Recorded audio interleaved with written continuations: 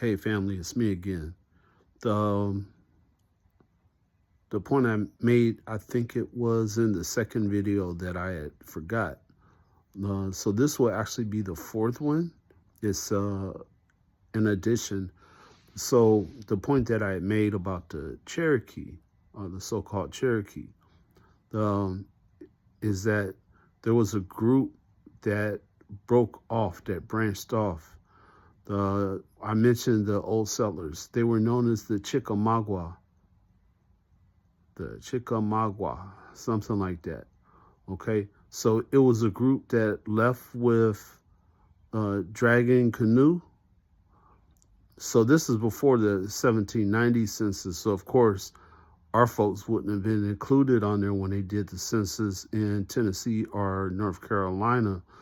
But the some of the groups like the Catawba or the Lumbee that trace back to the so-called free people of color, uh, many of those are the people who were part of these different clans or family groups that I'm not going to say necessarily sided with the Union or the revolutionary forces, but in a sense, yeah. And then so the old settlers, the people that left before the Revolutionary War, and especially between let's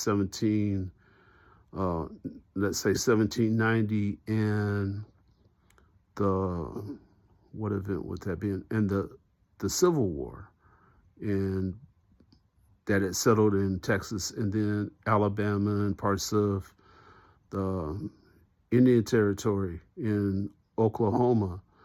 Yeah, those are the people that were considered the rebels, and they just didn't go along with the Cherokee Federation, the siding with the Union against their other family members and other clans, or what they referred to as tribes, what the colonists referred to as tribes.